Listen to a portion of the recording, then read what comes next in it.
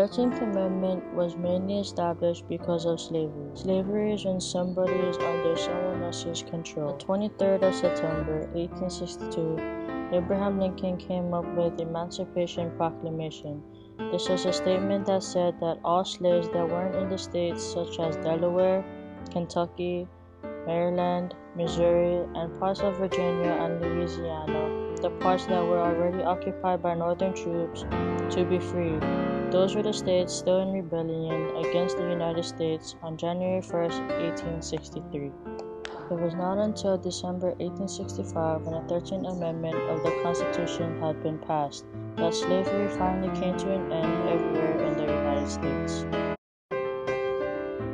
Section 1. All persons born or naturalized in the United States and subject to the jurisdiction thereof are citizens of the United States and of the state wherein they reside. No state shall make or enforce any law which shall abridge the privileges or immunities of citizens of the United States, nor shall any state deprive any person of life, liberty, or property without due process of law, nor deny to any person within its jurisdiction the equal protection of the laws. The 14th Amendment states that the state and federal citizenship for all persons regardless of race, both born or naturalized in the United States, was reaffirmed, meaning stated again as a fact. No state would be allowed to abridge, meaning to take away the privileges and immunities of citizens. No person could be denied equal protection of the laws. Section 2. Representatives shall be apportioned among the several states according to their respective numbers, counting the whole number of persons in each state, excluding Indians not taxed. Being 21 years of age and citizens of the United States are in any way abridged, except for the participation in rebellion or other crimes, the basis of representation therein shall be reduced in the proportion which the number of such male citizens shall bear to the whole number of male citizens 21 years of age. The House of Reps is divided up according to the population of the states. It states that 21 years or older is able to vote, excluding those who participated in rebellions or other crimes.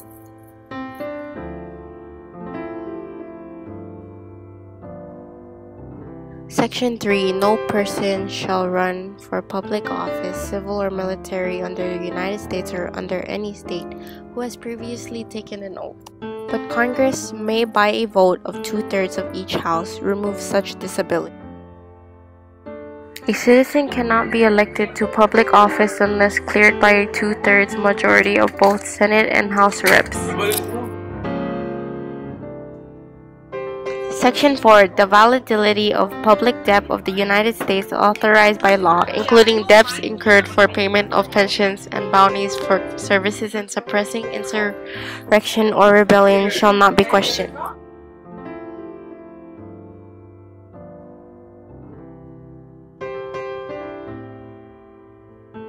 No debt.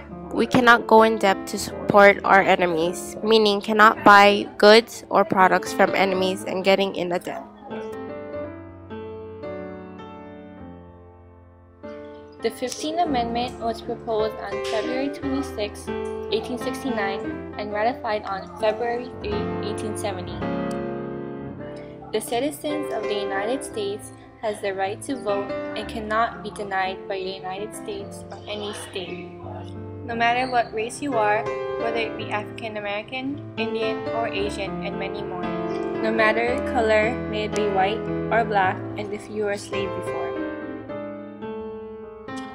The 16th Amendment was ratified on June 16, 1909, and it has to deal with your taxes.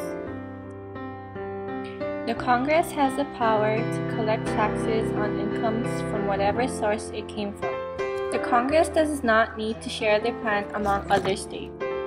They also cannot base it upon the state's population. Tax is a lump of money demanded by the government for its own support, also an extra fee you pay when you buy something. The 17th Amendment is an amendment that favors senators. This amendment was made by Congress on May 13, 1912 and was ratified April 8, 1913. It was composed of 2 senators in each state and is elected by the people in each state. If the office for senator is vacant, if there is no one running or in that office due to death or illness, the governor of that state issues a right of election. This is when the government orders a special election for political office. The governor may appoint a senator to serve for next election if the state's legislature approves that step.